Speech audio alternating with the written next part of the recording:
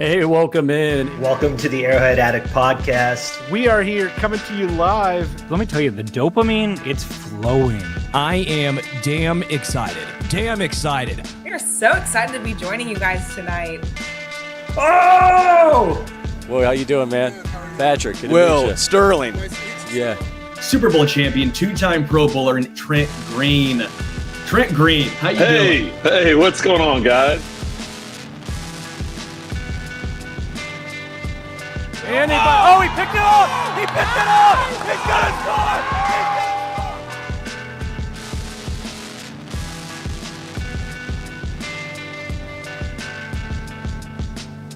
And we'll see you next week, but until then, as always, go Chiefs.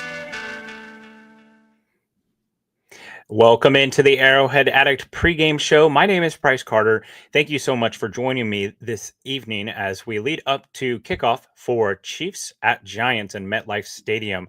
Boy, it's hard to describe this game as anything other than a must-win for the Chiefs.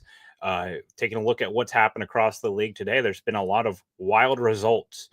24 hours ago, there was people talking about the Packers potentially going undefeated, being the best defense in the NFL and a Super Bowl favorite.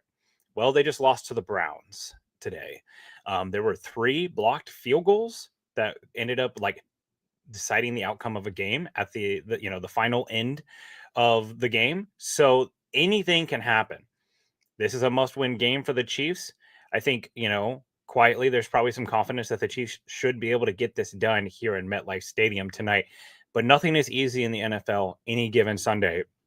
Last week, the Giants looked like an offensive juggernaut, and the Chiefs looked like they could not stop stepping on themselves offensively. So it's not going to be easy tonight in MetLife Stadium, and the Chiefs, they're going to be without some of their key pieces. So let's go ahead and go over the inactives for the Chiefs and the Giants. For the Chiefs, Jalen Royals, the rookie, is active for the first time, so it'll be nice to see him get in the mix. Inactive for the Chiefs, wide receiver Xavier Worthy. He did practice some in a limited capacity this week, wasn't able to give it a go. Christian Fulton is inactive as well. Jared Wiley has been inactive every game this year. Same with Elijah Mitchell. Michael Dana with a hip injury, he is inactive as well. And Hunter Norzad. For the Giants, a significant active is Andrew Thomas, their star left tackle, certainly their best offensive lineman. He has not played any game this year until now, so he'll be lining up on the left side, which is good because the Giants' offensive line has been pretty brutal this year. Other inactives for the Giants: Demetrius Flanagan-Knowles, linebacker Darius Masao, defensive lineman Chauncey Goldston, offensive lineman Evan Neal, tight end Thomas Fidone, defensive lineman Rakeem Nunez-Roches, former Chiefs, and then Jameis Winston is their emergency quarterback if needed.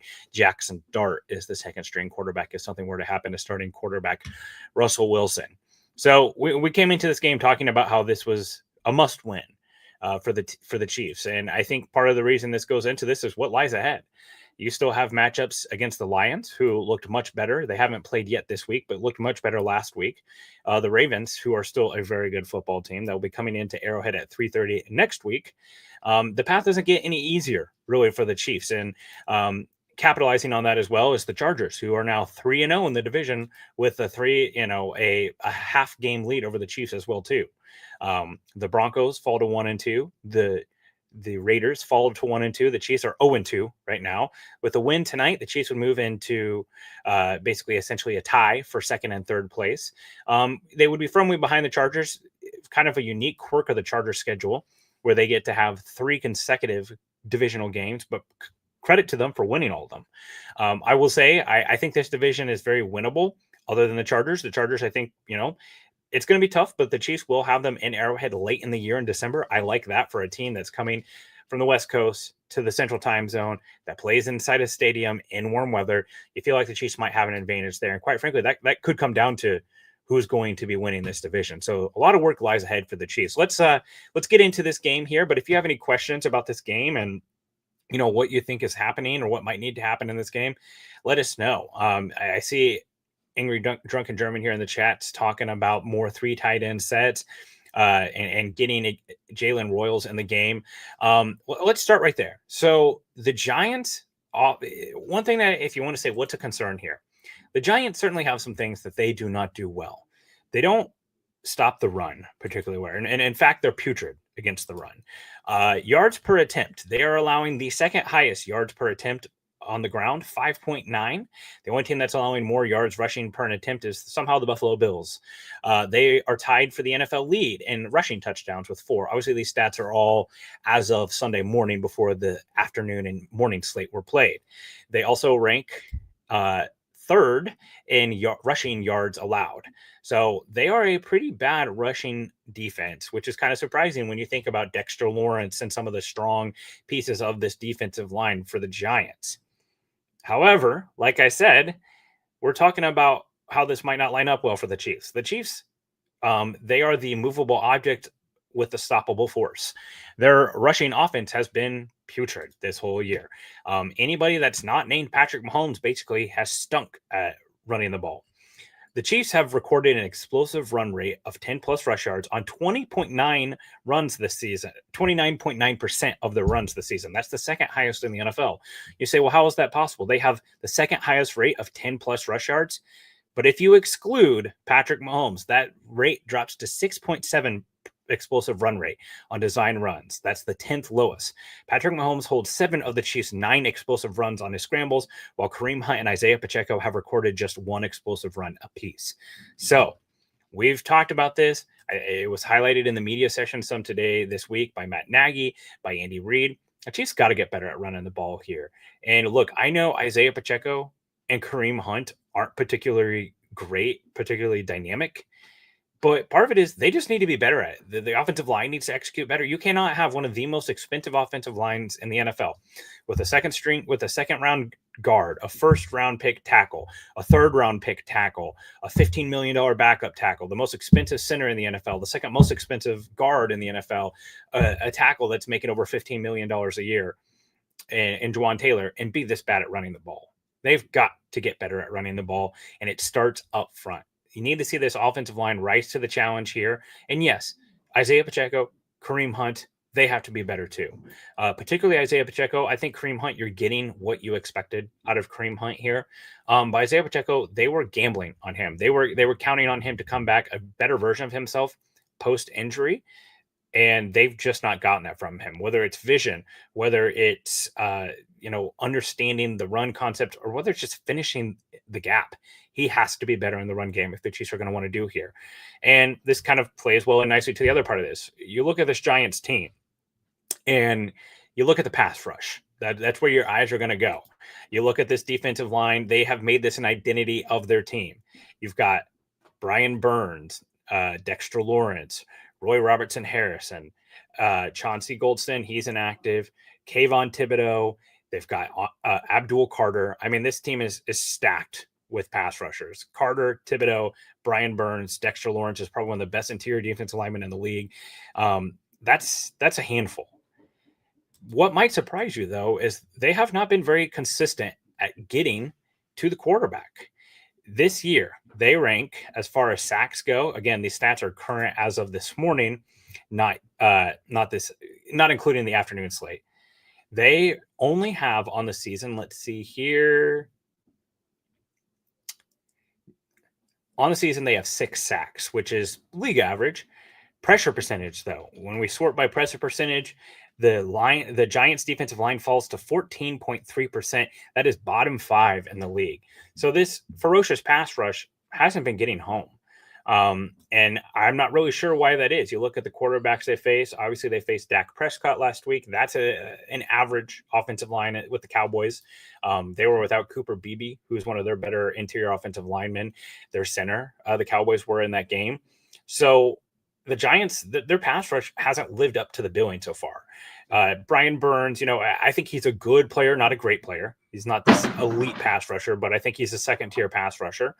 And Abdul Carter is a rookie. And Dexter Lawrence isn't quite been Dexter Lawrence so far this year. Week 1, they face the Commanders. Jane Daniels, obviously a very mobile quarterback, but we know the Chiefs are capable of doing that as well, too. So the pass rush here, you look at it and say, like, okay, well, this is something to be concerned about, but it's not been that way so far. So you want to see that trend continue. Dexter Lawrence, Like I said, he's one of the best nose tackles in the NFL. He's only generated 2 pressures across his 66 pass rush snaps this season. That's a 3% pressure rate, which is the lowest pressure rate in his career. He used to average about 10.5% pressure rate between 2019 and 2024. He faces a high double team rate, which is to be expected for a guy like him. So that means your tackles, Juwan Taylor, Josh Simmons, allowed 0 pressures last week against the Giants. They're going to have to win one-on-one or with some chip help. Again, I saw Ingrid Drunken German talking about 13 personnel. Right now, it feels like with Noah Gray, with Travis Kelce, with Robert Tonyan, that could be an avenue for the Chiefs, not only to pass the ball, to pass protect better, to have extra chip help, but also to get the ground game going. We talked about this team being a team that struggles against the ground game. If you want to get to the secondary of the Giants, well, that's definitely where the weakness lies. Bobby Okereke is a fine linebacker. He's nothing to write home about. They're pretty weak at the linebacking spot. Swayze Bozeman, who was someone who's on the Chiefs practice squad. Darius Masau is their other linebacker. And then you get to the cornerback. Paulson Adebo is kind of a free agent that they signed, was a kind of a nice role player for the Saints last year. They bring in Tyler Nubin, who is a nice tackler. He's a box defender out of Minnesota, but he's not an explosive on the ball guy. Javon Holland, they bring over from the Dolphins. Cordell Flott, Drew Phillips. This is not a secondary that should put a lot of fear in you. Now, the Chiefs offensively don't really put a lot of fear in you right now without Rashee Rice and Xavier Worthy in this game. So it will be really nice to see the Chiefs offense come out. The Chiefs have not scored in the first quarter this season. The Chiefs opening script, it's got to be better. We've talked about this for a long time, that, that Andy Reid opening script, it's so lethal. They march down the field. Lately, that's not been the case. Tyquan Thornton has been winning at a high rate on the outside. What a revelation this has been. You never thought that the Chiefs would be sitting here counting on Tyquan Thornton this season, but here they are. And we saw him catch that big touchdown last week. We saw them have a big completion to him last year. He's averaged 29.7 air yards per target this season, the most in the NFL, minimum 5 targets. He's run a vertical route on 67.9% of his routes. That's also the highest in the league. He has just 9 targets this season, but 7 have been deep targets. So they're stretching the field with Tyquan Thornton. He has been exactly what we kind of hoped, honestly, a cheaper version of what Marquez Valdes-Scantling was. So instead of waiting till the third quarter when you're down, let's take a shot to Tyquan Thornton early. Hard play action pass, try to target him over the top and see if he can get behind Paulson Adebo. See if he can get behind some of these lesser athletic safeties that they have. And just go max protect. Keep an extra tight end, keep a running back in. We've even seen them roll the pocket out for him to be able to do that. So that's definitely got to be part of it. Look, I think if you're the Chiefs, the no man zone here offensively is in that 17 to 21 points. If this offense can only put up that sort of points with no help from the defense, that's where you start getting nervous that like the Giants could pull this out. You start scoring more than 24 points, I feel really confident about the defense's ability to hold down what the Giants are bringing offensively. So you got to put it in the end zone. They've got to finish in the red zone. They've got to limit mistakes. We saw last week, I felt personally, I said it audibly in my living room, that's game when Travis Kelce turned a touchdown into almost a pick six into, a 50-yard interception return, because this offense has no margin for error right now. They cannot generate explosive plays. They cannot generate chunk gains. So the execution has to be much, much better. And they can't afford mistakes like that, especially to a defense like this. You always want to be careful of strip sacks here with the pass rush, like we talked about it. We said, the pass rush hasn't been really getting home yet, but let's not let them get right? Let's not see that here on prime time. Flipping over to the other side of the ball, when the Giants have the ball, last week you can look at it one or two ways. Is it an anomaly, or is this what the Giants actually are? Russell Wilson, the moon ball, it came back. He has been infamous for not challenging the middle of the field. That's good news for the Chiefs. You want to talk about where the Chiefs struggle? It's over the middle of the field. Shamari Connor with Nick Bolton, the linebackers in coverage. That's where the Chargers were attacking. The Eagles weren't really able to do that because of the amount of cover zero just all-out blitzes that the Chiefs were sending. That might be a game plan that works here a little bit in this game too. Russell Wilson struggles with pressure in his face, does not throw well over the middle of the field.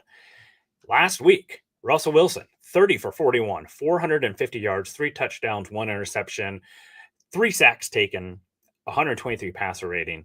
He also rushed for 23 yards.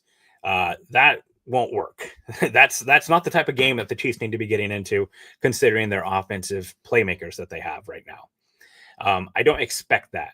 That starts with what is, I think, a little bit of an underrated wide receiver core. You know about Malik Neighbors. You would know more about Malik Neighbors if you had a quarterback like Joe Burrow, like Justin Jefferson's had over the years. He is that level of player. He is a superstar.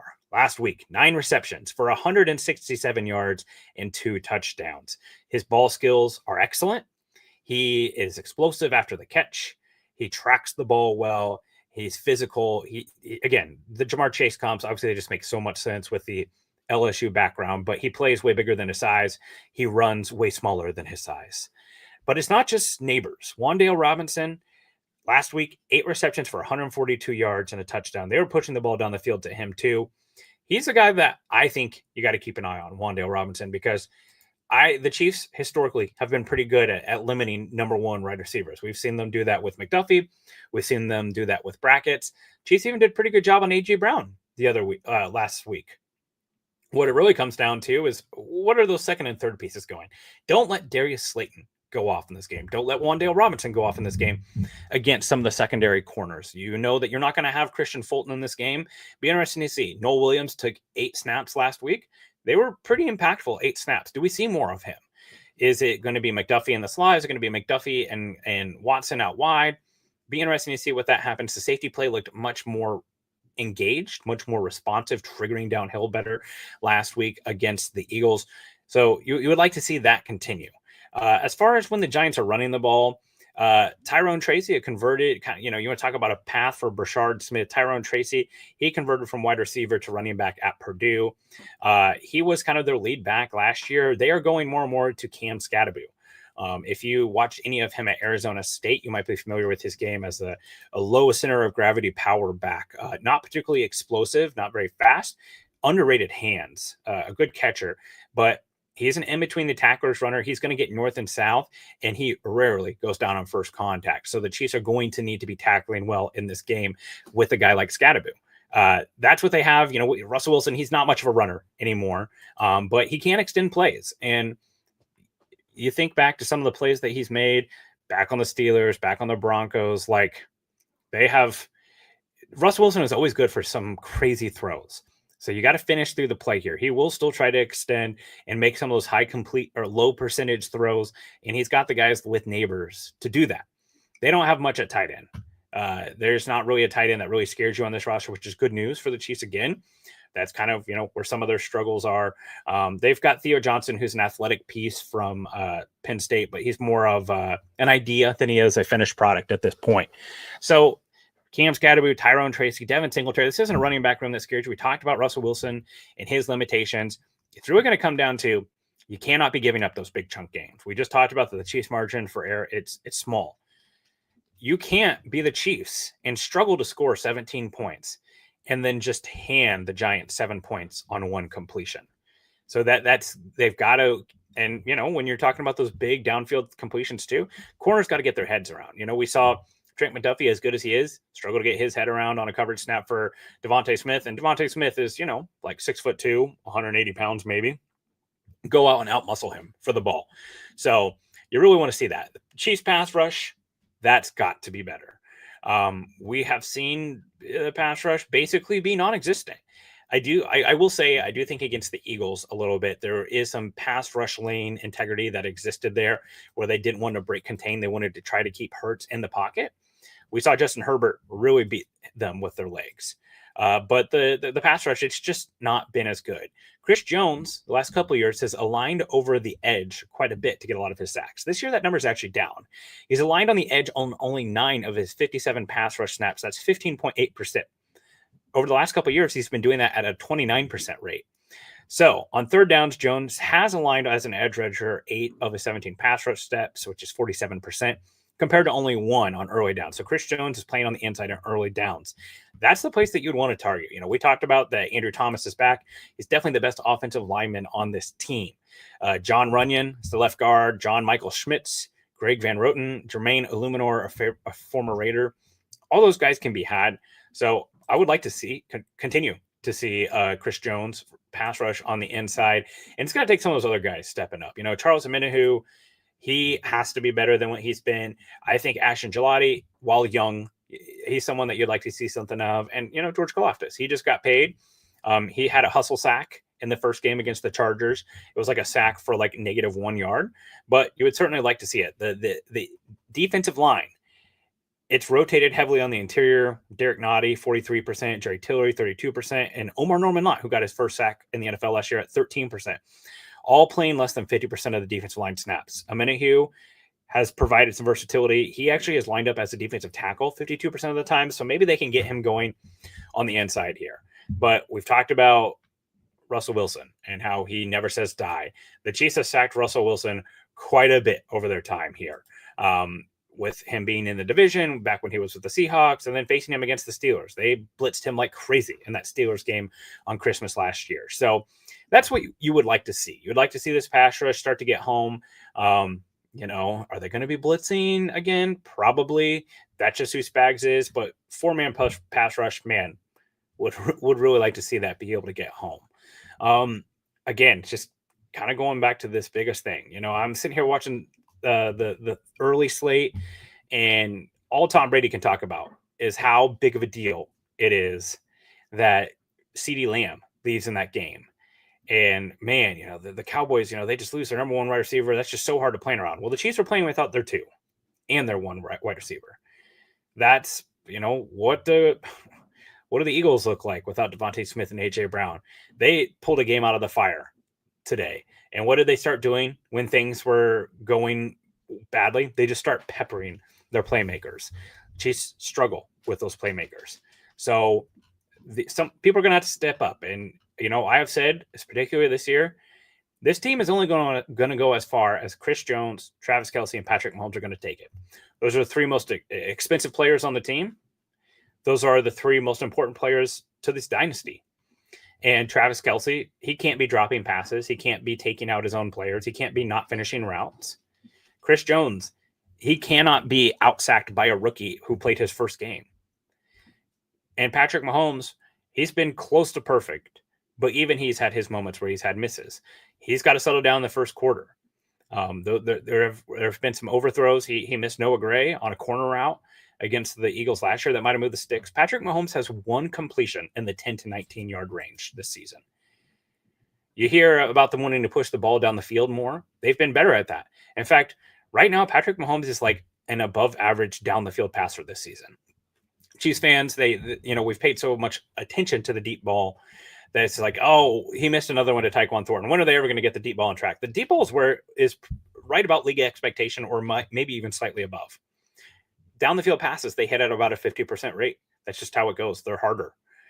And the problem is that last year, the Chiefs defense or the Chiefs offense had none of those. They had tons of underneath stuff. And then just the occasional intermediate, that 10 to 19 yard range used to be where Patrick Mahomes feasted with Travis Kelce, with Tyreek Hill, and with Rashee Rice. Patrick Mahomes has had 1 completion in that 10 to 19 yard range this season. And that was a pass to Travis Kelce. That has to change. They need to find something. So maybe that's a dig or a corner route or something to Jalen Royals. Maybe that's where they can get something figured out. That's where Travis Kelce's got to step up, that intermediate area. I think he looked better after the catch. I think that's where it has to improve. Overall in this game, you want to get healthy. The MetLife turf has some issues. There's always some concerns there. Come out of this game healthy. And look, the Chiefs are a far more talented team than the Giants. I said this on Twitter, and I had people, Chiefs fans, like, are you sure about that? Yes, I'm sure of that. Andrew Thomas might be the only offensive lineman who could start on the Chiefs for this team. I'm not sure anybody in the Giants secondary starts over anybody in the Chiefs secondary. I know Tranquil, Bolton, and Chanel are better linebackers than anyone the Giants have. Giants defensive line is good. And by the way, the Chiefs have the better quarterback and the better head coach that goes a long ways in these games too. So overall, it would be really great for the Chiefs to just come out here and execute a clean multi-possession win like they should. Which means in the fourth quarter, Patrick Mahomes is going to have to scramble on a 4th and 20 to get the Chiefs in field goal range to kick a game-winning 56-yarder that hopefully doesn't get blocked, because that's how the Chiefs seem to do things. But it would be nice to see the Chiefs treat this game with the importance that it really has. I hope that they are looking at it like that, as a very crucial must-win game for them. And I'm hoping that they execute at that level. I am hoping to see all of you guys back here for the Arrowhead Addict halftime show, which I will be hosting as well. We'll read over the key stats, talk about what has to happen in the second half, and then we'll be on with the post-game show. Myself, Adam Bess, and Sterling Holmes. Hopefully the first post-game celebration of the year. Thank you guys so much for joining me. Please make sure to tune in here at halftime and post-game. And as always, go Chiefs.